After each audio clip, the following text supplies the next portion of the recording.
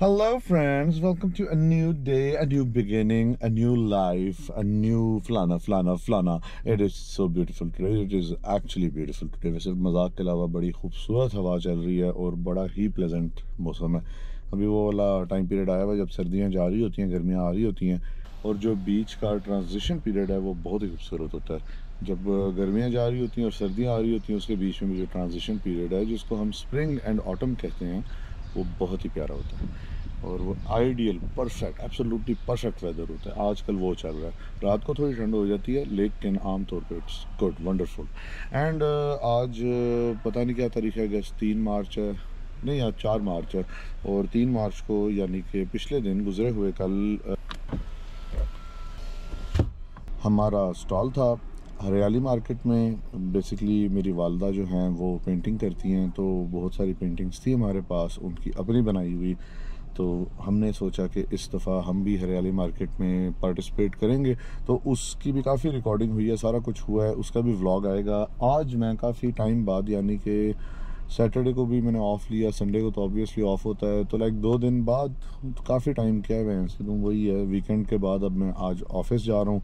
और मैंने कहा ऑफिस जाने से पहले ये वाली रिकॉर्डिंग जो कि रोज़ होनी चाहिए वो मैंने कहा कर लूँ। रोज़ होती नहीं है वैसे, लेकिन अच्छी बात है अगर हो जाए तो। या बाकी यही है कि इंशाल्लाह इसके बाद आएगा हरियाली मार्केट का व्लॉग। और मेरा ख्याल है कि इससे पहले भी एक और व्लॉग है जो मैं बना चुका हूँ, रिकॉर्ड कर चुका हूँ, लेकिन वो एडिट नहीं हुआ।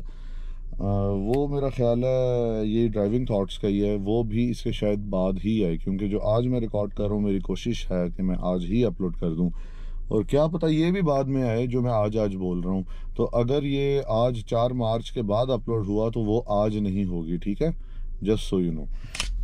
चल जी, लेट्स लीव। गाड़ी वार्म अप हो गई है।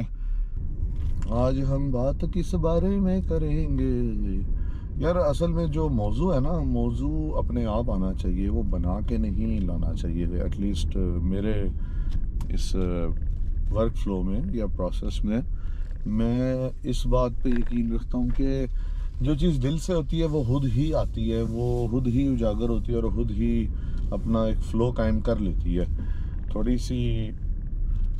तो मेरा तो ये मानना है। तो अगर चीज़ किसी फ़्लो में नहीं आ रही, कोई फ़्लो कायम अपने आप में नहीं हो रहा, तो आप ज़बरदस्ती कायम कर भी नहीं सकते। अगर आप ज़बरदस्ती करेंगे तो वो पता चलेगा एक फ़्लो वाली चीज़ में, और एक कह लें कि काम के सेंस में जो चीज़ की जाती है उसका फ़र्क पता चलता है। तो मेरा तो ये मानना है। बाकी इसके पीछे कुछ अनसपोर्टेड साइंस भी है। Thank you ji, sorry. Unsupported से मुराद है कि अनप्रूवन या फिर जो हार्ड कोर साइंटिफिक नहीं है, लेकिन ज़रा स्पिरिचुअल साइंसेस आप कह लें या कुछ भी कह लें, अगर आप उसको साइंस में डालते हैं। वो गांधी साहब कहते हैं कि एक मादी इल्म होता है और एक रूहानी इल्म होता है। मादी इल्म को हम साइंस कहते हैं, रूहानी इल्म को हमने कोई नाम ऐसा दिया नहीं है, और ना ही आज की ख़ास तौर पे इंडस्ट्रियल रेवोल्यूशन के बाद की जो दुनिया है उसने रूहानी इल्म की तरफ ऐसा ज़्यादा ग्लोबल स्केल पे कोई तवज्जो नहीं दी, जबकि ये अपने आप में एक पूरा इल्म है। तो मैं तो खैर इस इल्म में कोई महारत तो दूर की बात है, बेसिक कुछ नहीं रखता।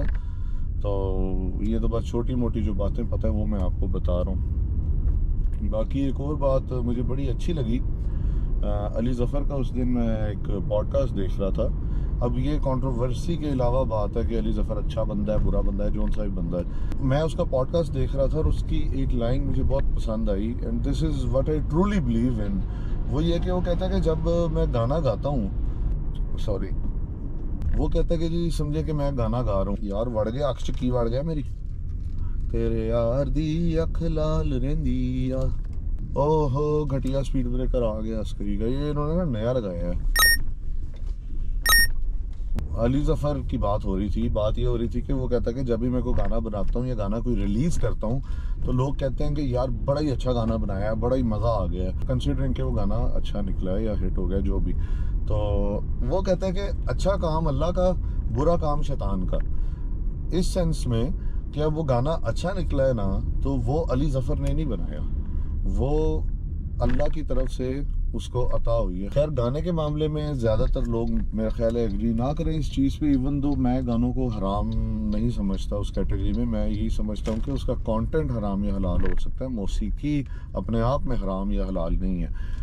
तो लेकिन चलो कोई और बात करते हैं। मिसाल के तौर पे मैं साइंसदान हूँ और मैं एक नई तख्लीक करना चाह रहा हूँ, और वो तख्लीक बहुत ही प्यारी होती है और बहुत ही खूबसूरत निकल आती है। कोई इन्वेंशन, नॉट क्रिएशन, क्रिएशन सिर्फ अल्लाह कर सकता है, लेकिन एक इंसानी तौर पे मैंने एक इन्वेंशन की और वो बहुत अच्छी निकली। तो वो चीज़ जो है वो अल्लाह ने मुझसे करवाई। कहने का मकसद ये है, अगर कुछ अच्छा हो रहा है, कुछ आपसे कुछ अचीवमेंट हो जाती है या कोई ऐसा काम हो जाता है जो आप समझते हैं कि मैं बहुत बड़ी चीज़ हूँ, या बेशक आप उसको गरूर वाले सेंस में ना लेके जाएं, लेकिन एक बंदे के सेंस ऑफ प्राइड एक आती है बीच में, तो वो काम आपसे, आप इस काबिल थे ही नहीं, अल्लाह ने आपसे करवाया, अल्लाह ने आपको इस काबिल बनाया और अल्लाह ने आपसे ये काम करवाया। तो जिसलिए बहुत सारा क्रेडिट का, थोड़ा बहुत चलो एक सेल्फ इस्टीम के लिए बंदा ये क्रेडिट रख सकता है कि अल्लाह ने मुझे इस काबिल समझा कि मेरे से वो काम करवाया। ये क्रेडिट आप रख सकते हो। मेरी नज़र में जो बेसिकली काम करवाने वाली ज़ात है वो सिर्फ अल्लाह की ही है। तो this is what I believe. अगर काबिलियत अल्लाह छीन ले तो आप कुछ भी नहीं कर सकते, तो अल्टीमेटली वो अल्लाह ही करवाता है। और ख़ास तौर पे जो ये फ़्लो वाली मैं बात कर रहा हूँ, जो शुरू में मैंने बात की कि जब तक चीज़ फ़्लो में नहीं ना निकलती तब तक उस चीज़ का मज़ा नहीं आता। वो फ़्लो जो है ना, उसमें फिर अल्लाह का हाथ होता है। अब ये बहुत मैं सरफेस लेवल पे बात कर रहा हूँ, इसके ऊपर अगर हम बात करें तो घंटों लंबी वीडियो बन सकती है। वो ये है कि जी अव्वल तो फॉर एग्जांपल कि कोई एथिस्ट है या फिर कोई और दीन मज़हब का इंसान है,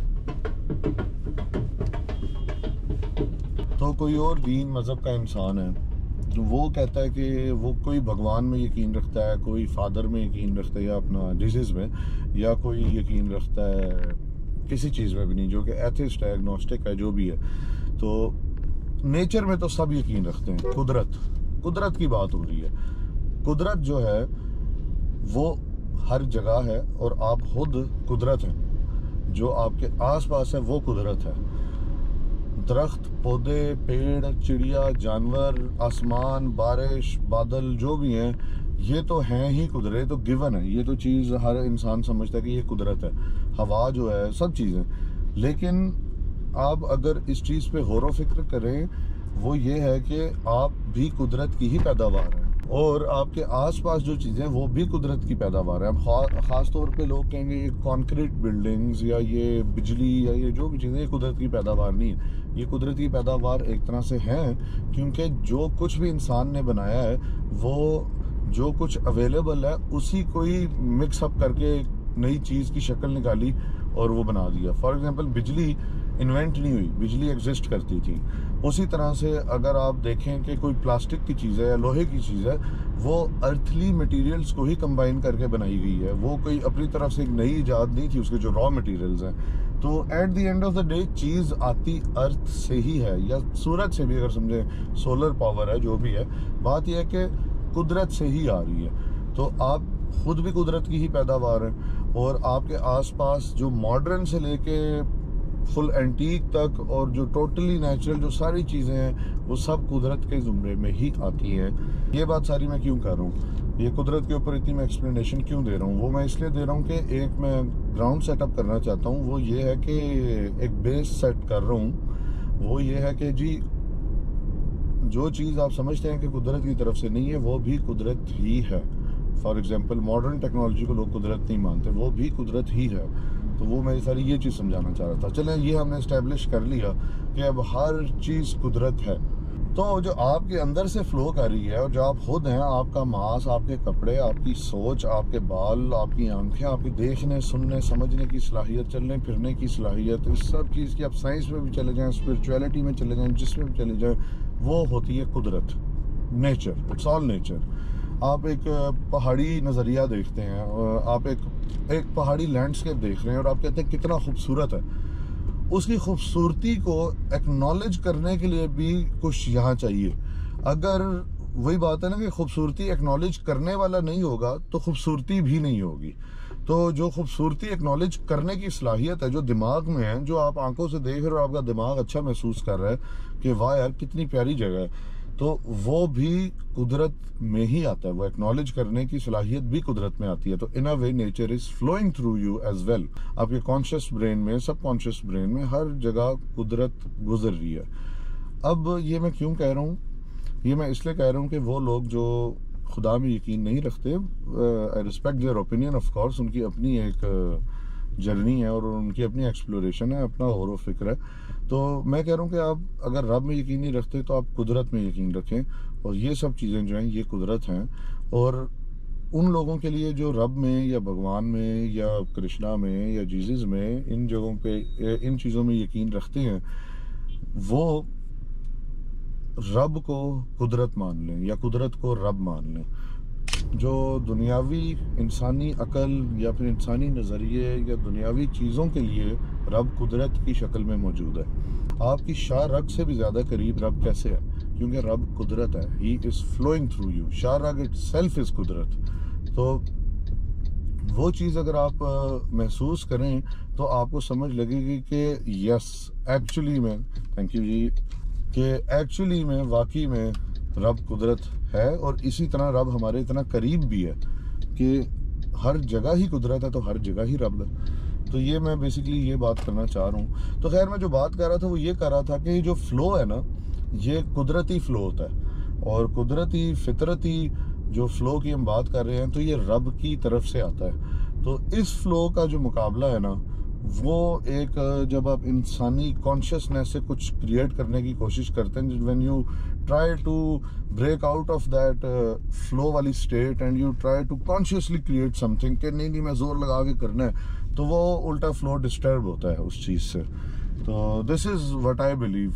तो बात यही हो रही थी कि कोई टॉपिक मिलता है या नहीं मिलता, क्यों नहीं मिलता, या कभी आता है तो वो अगर फ्लो में आता है तो मैं बात करता हूँ। तो ये टॉपिक के ऊपर ही बात करते करते फ्लो में मैंने ये सारी बातें कर दी। वही बात है कि ये एक प्रैक्टिस वाली चीज़ है, आहिस्ता आहिस्ता बंदे को आती है। और मैं तो यकीन करें, अब कह लें कि इसकी बेस पे भी नहीं हूँ अभी। तो वरना जो शख्स असल फ्लो में आ जाता है वो फिर सर वो एक अलग स्टेट में होता है।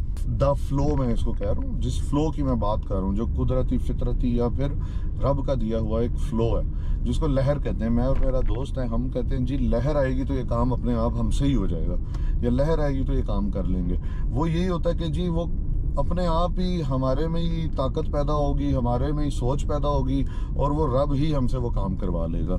तो ये वही बात है कि अली ज़फ़र वाली बात से शुरू हुआ था कि अच्छा काम जो है वो रब कराता है, और जो शैतानी काम है वो बुरा काम होता है। जो एक बेस है वो मैंने आपके साथ शेयर कर दिया। और वही मैं फिर कहता हूँ कि मैं इस चीज़ के अभी बेस से भी नीचे हूँ। ये बस छोटी मोटी कुछ चीज़ें हैं जो मेरे जहन में आई। आज टॉपिक की बात कर रहे थे तो अपने आप में यही टॉपिक का आना ना आना ही टॉपिक बन गया।